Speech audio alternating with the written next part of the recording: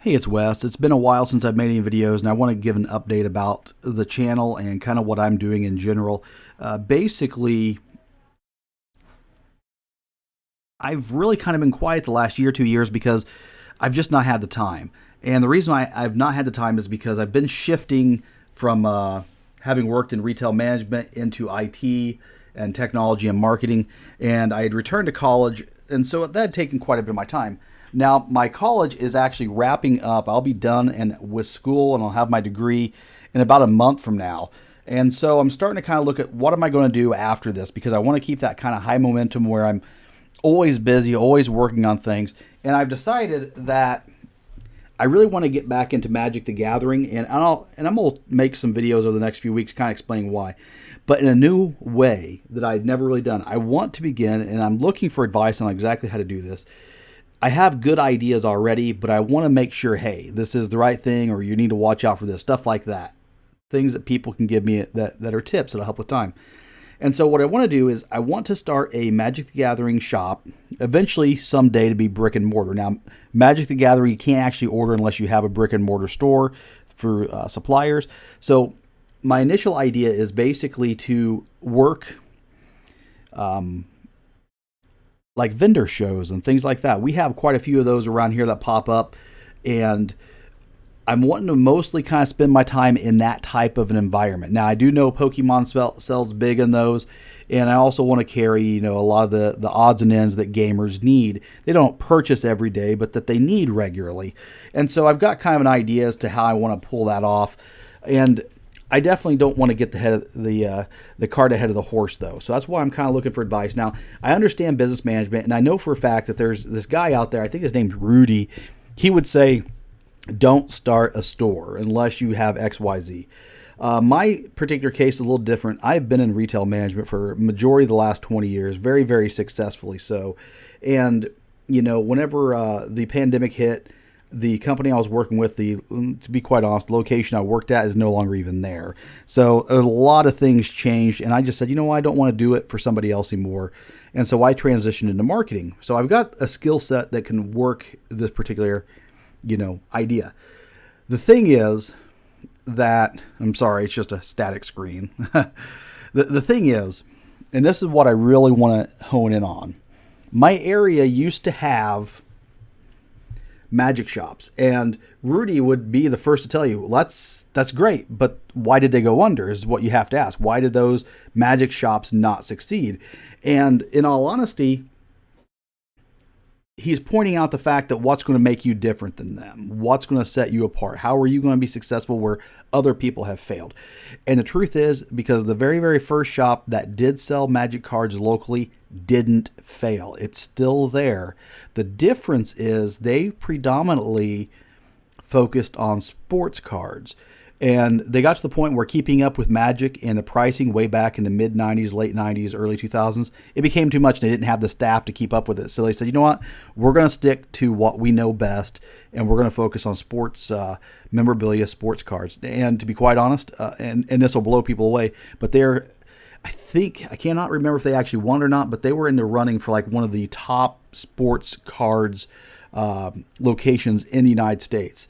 And that was a thing you could go and vote for your favorite local place. And I'm pretty sure they won. I can't remember for sure. So they've got a very, very strong base.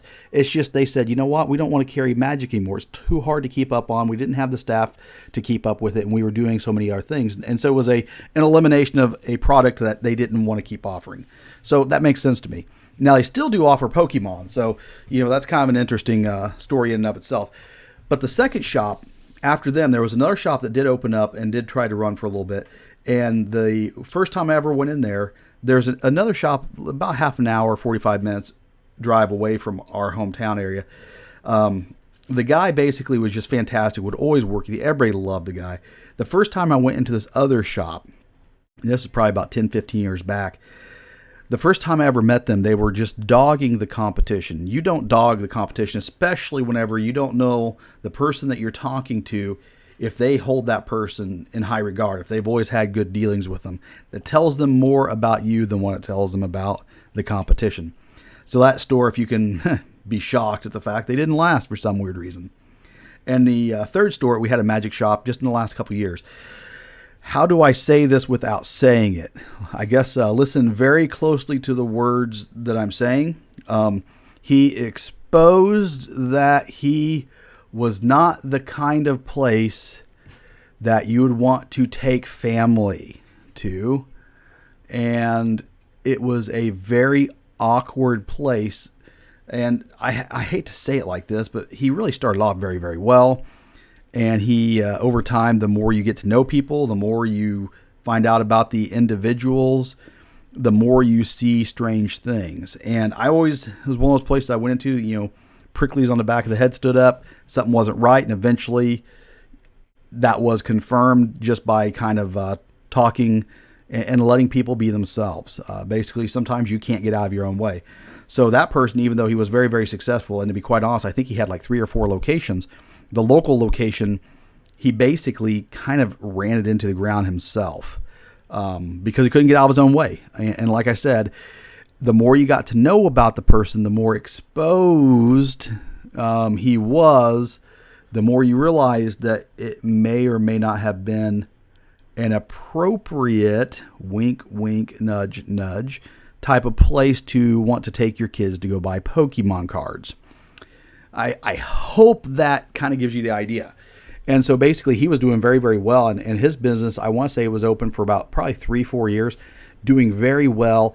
And like I said, he had multiple locations. And in fact, many of his other locations are still going. But the one here, he basically destroyed himself. So we now have a vacuum in town, in our local area. Population 15,000 people roughly. The whole county is about 35,000.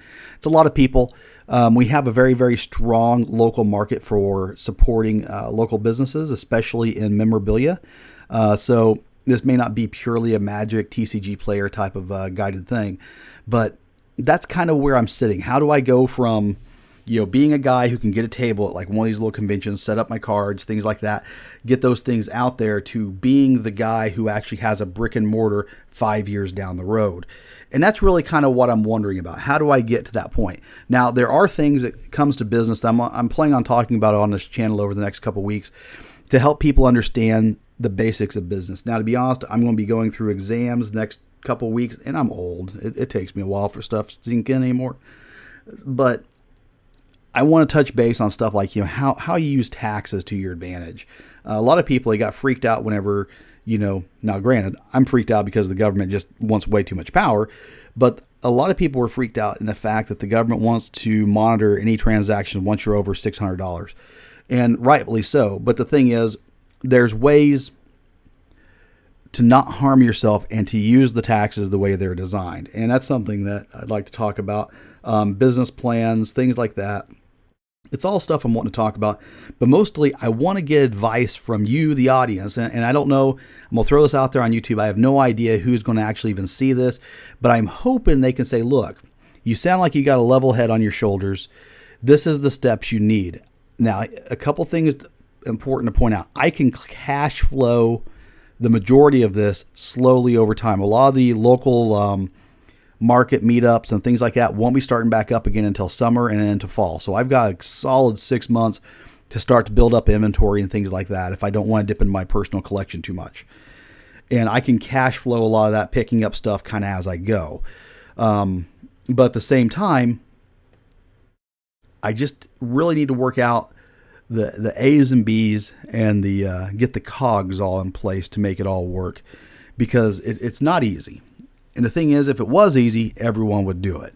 So if you catch this, maybe you got an idea, something you've seen, or maybe somebody you know, or maybe you've ran a business within the card world before, and you can give me some tips on where to start. Well, in the meantime, I hope you stay tuned, and I hope to kind of put out some content over the next month, 2 months, as I begin to gear up for this. Thanks for tuning in.